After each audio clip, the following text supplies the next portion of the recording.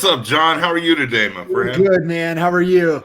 I'm good. We've been busy. Nice. It's been nice. Nice. Man, thanks for having me on. And yeah, man, let's dive in. Right on, man. Yeah, we appreciate you coming on. I mean, I know you're a busy man. It's time out of your day, and So where are you located, man? Are you in Texas or Oklahoma? I'm in Texas. My license is still in Oklahoma. Has been since I was licensed in January of 05. So, Nice. or 25, excuse me, 05. What the heck? What year is it? Yeah, So not 25. Yeah, January of 05. I came on board, got into the real estate world in October of 04. And, it's been interesting, right? Like even for me coming into, walking in on a operational side of things for an already successful, company or team at that time. Mm-hmm. It was a train wreck, but it was, I like to say it was like, a go fast motor on the back of a rowboat. Right. Is really what it was. And so, me coming in from an operational perspective and really laying the foundation, putting structure, systems, process, visibility, communication, things that really stabilize any type of fast moving ship, any type of fast moving business, and really, helping to navigate through the whitewater into where you've got some predictability and some sustained success. And, it helped us continue to grow, over 20% market share in our market. And we were number 2, right? So I think, going head to head with the behemoth every day that did about 100 more transactions than you did, even when you have 20% market share. And so it definitely, shaped us to who we are. But I wouldn't even be on this call with you today if it wasn't for, that market and those market conditions and the things that we had to, to battle every day. Yeah. I've been in the business 7 years, almost 8 years. And, I've watched the market change and evolve and shift and change and evolve and shift and change and over, like little micro, movements and things that you have to adapt to, and I've kind of been workshopping this whole, like, you've got to learn to overcome and adapt, right? To every little thing that happens. I mean, if you stress out every time the real estate market changes, you're going to give yourself a heart attack from it, because unless you learn to overcome and adapt to change, it's, that's all this industry is learning, overcoming the obstacle. Yeah. And being able to work through it. I think the biggest thing though is having a framework of how to think and think more accurately. And really that mental model, and more of an accurate thought, and having a framework of how to work through those constraints. Yeah. What we have to understand, no matter what you're talking about, the only thing that is constant is change, right? We know everything's going to constantly be changing and evolving, and market conditions, market dynamics, and, political climates, just everything, right? Everything's going to, have a variable and have an impact on really what's going on, but it's still all foundational, right? It's traffic, it's conversion, and then it's fulfillment. There's really business is 3 things: traffic, conversion, fulfillment. And, it's constantly looking where the opportunity is, who is a real opportunity in today's market? Who is that ideal buyer? What result do they want? Because in business, we're just in the results business. That's all we're trying to do. That's all people pay for. People pay for results. They either want their home sold, or they want to get into a home, or an agent wants to be able to get into a location to where they can, in an environment that they could sell homes, make a living, get a paycheck. And so, that's what we're in. We're in the results business. So we got to find where the traffic and the opportunity is. There's always an opportunity. And I think, right now in today's market, it's more of the have tos than the want tos. And so, it's the 4 Ds, right? There's always going to be death. There's always going to be diamonds. There's always going to be divorce, and there's always going to be diapers. So, you're looking for the have tos, and what triggers a move, either, up, out, downsize. There's always something right there from Right. pick. And then, the next part is conversion, being able to convert those opportunities Right.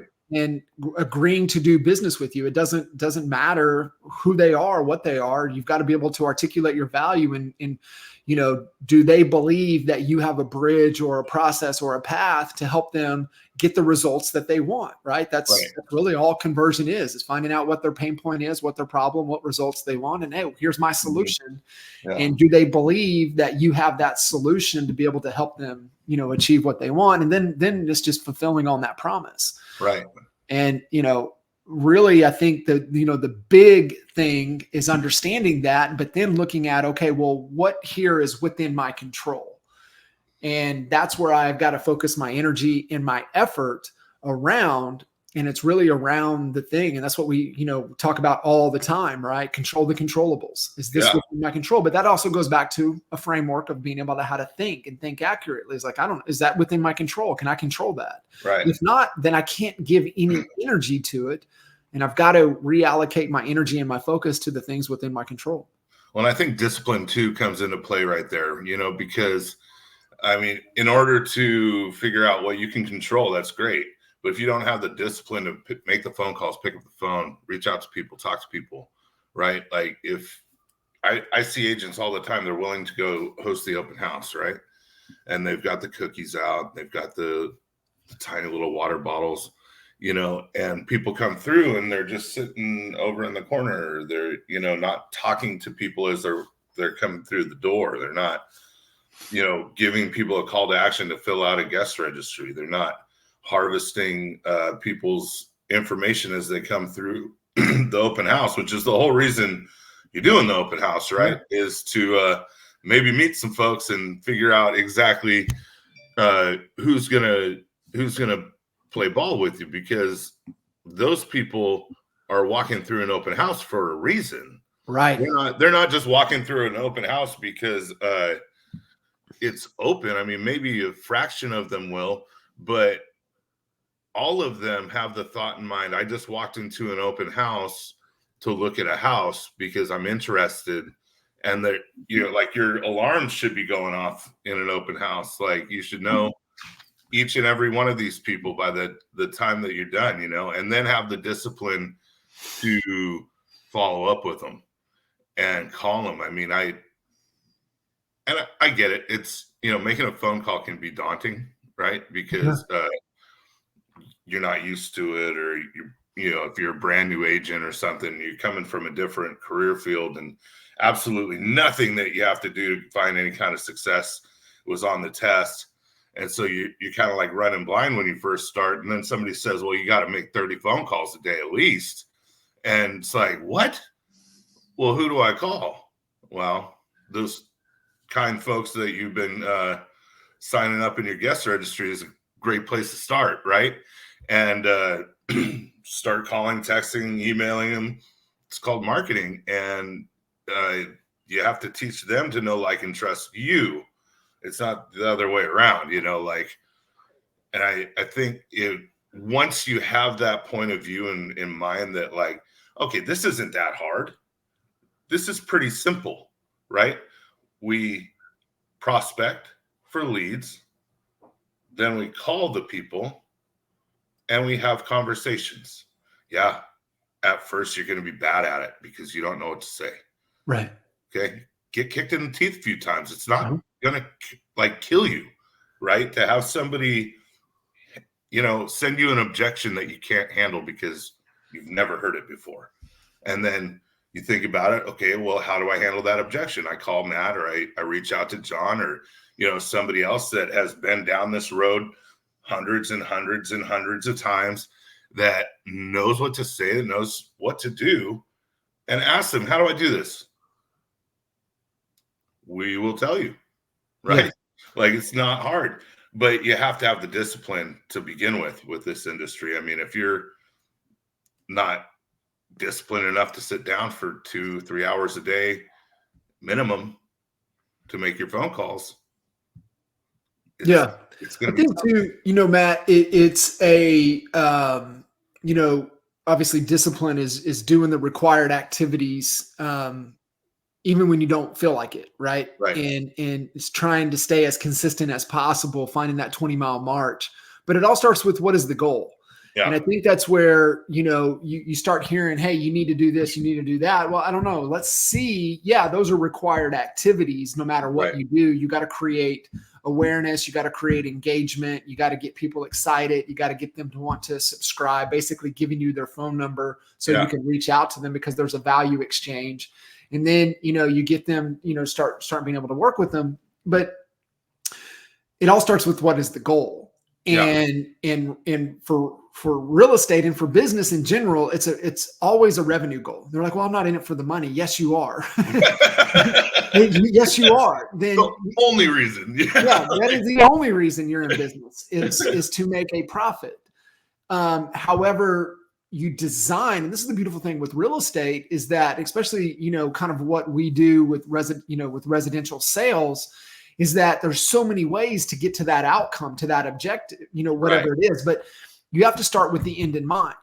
And you have to understand that this is a creative world, and you design this business as your vehicle to move you to your freedom. And I think that's where you have to get real clear on, is what is freedom? And freedom is really building something to where you're not trading time for dollars. Yeah. And for so many people, it's what we call, we're dancing bears. Basically, if we stop dancing, we don't get paid. But I promise you, I've been, like I said, licensed, 05, been in the game, and then, been on the coaching side for over 12 years. I have not met one real estate agent that says that they want to go to their grave showing properties. Right. And so at some point, now, do people want to keep dancing because they want to? Yeah, not because they have to. Right. And being able to get to that. So what is that, right? What is freedom? What is that number? What is that perfect day for you? What are you working towards? What is that direction? Because, if we're not moving in a known direction, then what the heck are we doing? Right. Yeah. So it's like finding and moving in that known direction. What it does is it gives us filters to say yes, and more importantly, what to say no to, because that's the number one productivity tool, is the word no. And no is a complete sentence, but you've got to know what you're moving towards, or you're going to say yes to so many things, which is another concept. Say yes until you have to say no. Right. But most of the time you say yes to things that you should be saying no to. So, but it has to start with the end in mind. What is the goal? What is the dollar amount? And so it's like, hey, I want to make six figures. Great. Well, then, do you know what your average sales price is? Do you know what your average commission? Do you know, after broker fees, splits, if you're on a team, do you know how much you get to take home at the end of the day? Right. Well, how many of those do you need to hit your revenue goal? And then you just start working down the path, right? And you create that conveyor belt of, okay, well, I need X number of closings. Great. Well, how many clients do I need? How many listings? How many buyer reps do I need? Right. And then, okay, well, if I need that many, well, how many people do I need to meet with to articulate my value? Right. Okay. Well, then how many appointments do I need to set to meet with those people? Conversations do I need to have? How much engagement? How many leads, traffic opportunities do I need for that to be true? Right. And as we're going through this conveyor belt, as you notice, we get down to traffic, we get down to engagement, we get to things within our control, right? Really, it stops within our control at appointment set, right? Because appointment kept, yes, value articulation, something could happen. Their life could change just like that overnight. Now we're not meeting with them, right? So we start to lose a lot of control later on down the path. So that's why we always say, control the controllables. What am I doing today, executing today within my control that's moving me closer to my goal? Right. And then they're like, well, when you go down that, just even based on market averages, market consumptions, doing 2 deals a month is if you do that and you, to your word, stay disciplined, you're working part-time. That's what people like. I don't like, I don't think people understand. I had a very good friend, longtime client, Kevin Shoemaker, on our Expert Mentors series last week. And Kevin is when you look at Alex Hormozi's core 4 with his 4 leads out of $100 million leads, there's the cold outreach. Well, Kevin has done a great job at cold outreach to data, and he knows, right? Let's go to our metrics, know our numbers. He knows that in a 90-minute call session with a multi-line dialer, he can get through 300 dials, which he's got really good data. He's going to have 15 to 20 conversations, which verifies it's the actual contact data. He's going to set one appointment. Yeah. Well, he knows that he needs to set X number of appointments will equal X number of deals. His average sales price, $500,000-$600,000. 90 minutes, 90 minutes of effort, focused, controlled effort will equal one appointment and one nurture. And we know from all of our studies that, you have 100 nurtures, you got 10 closings, right? So 10% turnover minimum, could be higher, depends upon your market. But this is what I'm saying. Like 90 minutes of doing something within your control, and you set one appointment. Let's say you need to set 3 appointments to get one closing. That's 3 90-minute call sessions for one closing. And when you break it down, it's so digestible. Then the question becomes, why don't people do it? Why don't people execute and do it? And I think it comes down, I know it comes down to your word. It comes down to discipline. They're just not disciplined. Right. The second that, and Steve McCarthy. He's my sponsor, but he's my best friend at this point, right? He's amazing. He's awesome. I always tell people he's like a cartoon character, I remember when he first brought me on, he opened up his calendar and his phone. He was like, "This is my goal for you," is what he told me. And I didn't know what the heck he was talking about. I was like, You want to put me in your phone? We already scheduled something. We're here, And he's like, "No, I want you to live by the calendar. That's what I want from you. That's my goal for you." I said, "Okay." And I started doing it. And I asked him how, and he's like, "Well, you and Janelle, your husband and wife team, you're going to have to each have a calendar in your phone that's linked." So we got the Google Calendar that is free for everybody, and we linked them up, and every single minute of my day is scheduled out in that calendar. And everybody's so worried. I heard one guy say that he didn't want the calendar to dictate his day. I'm like, "Sell more homes than you, though." So obviously it works. I get the notification and it changes my mindset over to, and my focus over to where it needs to be. Yeah. Right. And I love setting it up the night before, because, you set up everything, if you have something 3 months out, right? I have this in there, obviously. And then you set up your day the night before. Tomorrow, what do we need to do? What time am I having lunch?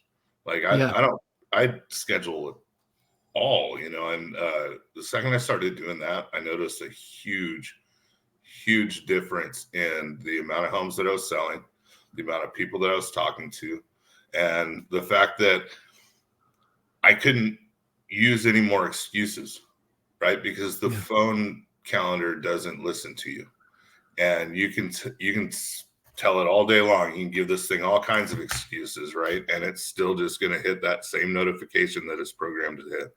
Yeah. It allows for controlled chaos. It puts you in control, right? It's Jim Rome. You're either, you either run the day or the day runs you. And when you're not intentional and not proactive and you're very reactive, it really comes down, right? It's 168. There's 168 hours every week that we all have to execute the best life that we want to live. Right. And when you really break it down and understand what the ideal week really looks like, and you're wondering, how some people are able to achieve so much more than others, it's because they live and die by the calendar. And one of the things that I've learned, time and time again, and if it does not make the calendar, it does not happen. We have the best of intentions. Mm-hmm.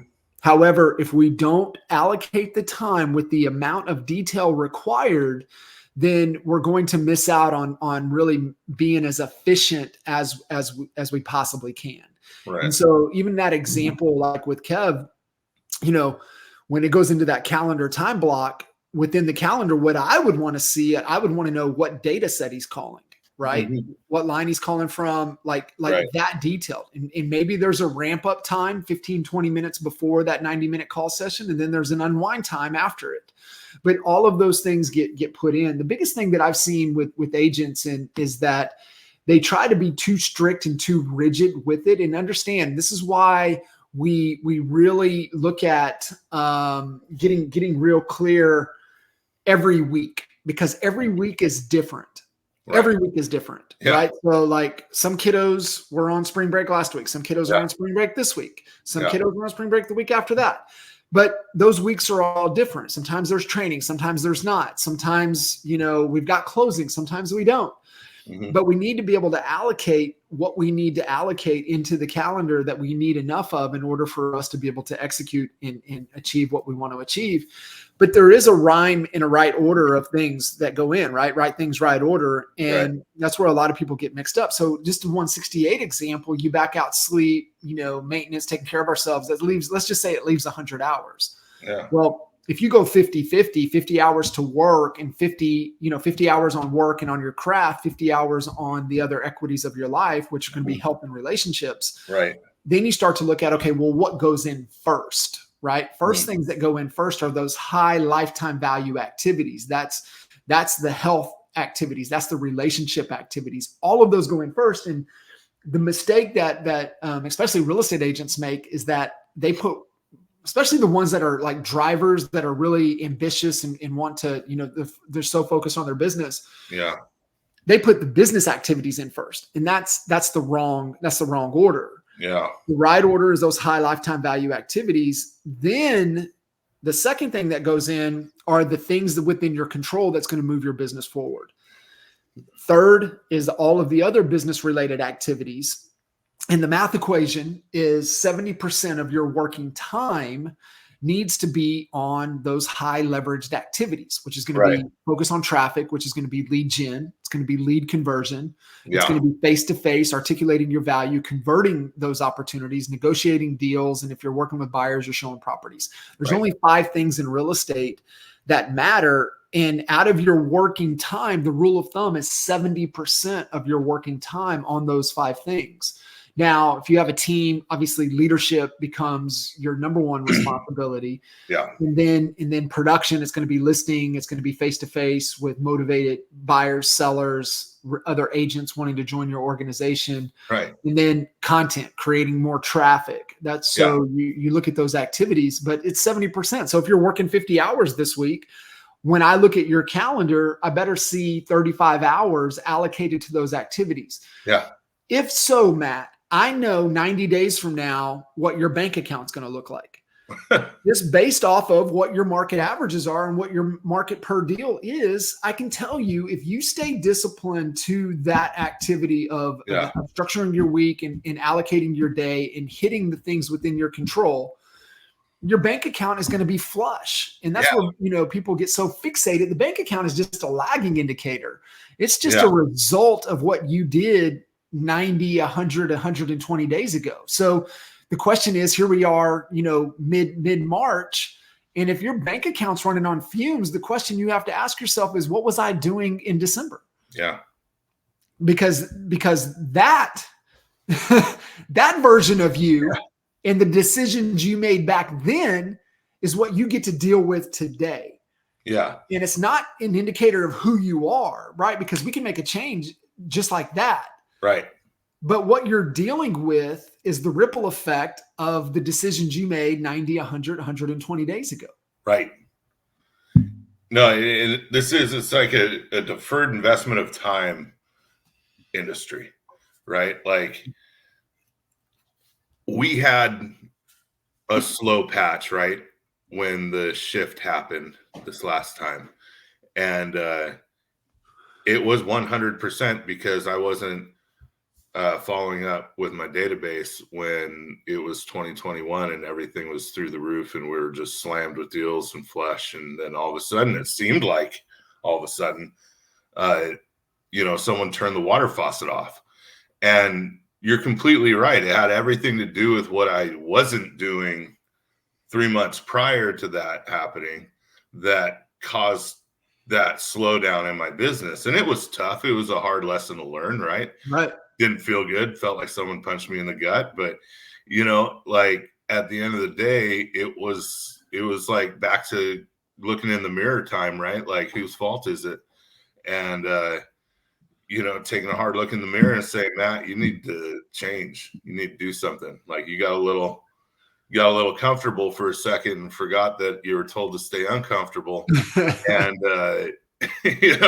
so, at that time I wasn't really as disciplined as I should have been. Right. And I wasn't, watching every number that I had on my whiteboard, and I wasn't looking at my business physically. I was just kind of like, wow, this is easy. People are calling me, so why should I have to call them?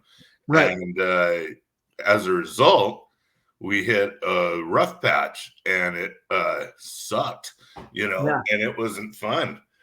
And meanwhile, I'm sitting there thinking, man, you're telling other people they need to hop on the phone. What's your deal, Matt? Come on, Yeah. Moreno, get on the phone.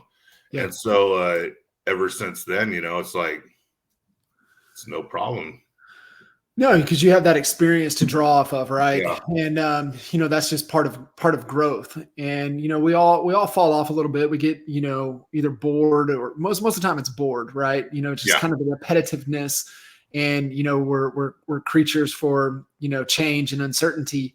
But it's the mundane. It's the just trust and love the process, and really that's it. Remember, it's traffic, it's conversion, fulfillment.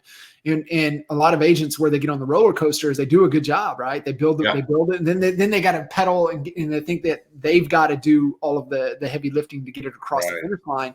But they stop doing what you just said, right? They stop working on traffic and conversion. Yeah. And those things all have to be constant. They have to stay constant.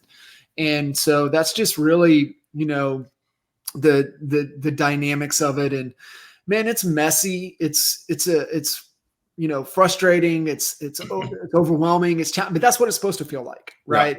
Yeah. And to me, that's because we're taking steps forward. The only time that it's easy or nothing's happening is when we're doing nothing. But if we're really pressing and we're doing the things that we need to do daily within our control, it is. I mean, that's just what it's supposed to feel like. It's not easy. And that's why most people don't continue to push through and do those things. And, those that are willing to fall in love with that process, trust the process, love the mundane, those are the ones that stay constant, the ones that see growth, the ones that, continue to, keep pushing through all of the obstacles, all the challenges. Right. Well, hey, man, I really appreciate you coming on today. I just looked at, we've been on for almost 30 minutes. I don't want to take up your whole day. Will you stick around for me for a second? You got it, man. All right. Thanks, bro. Awesome.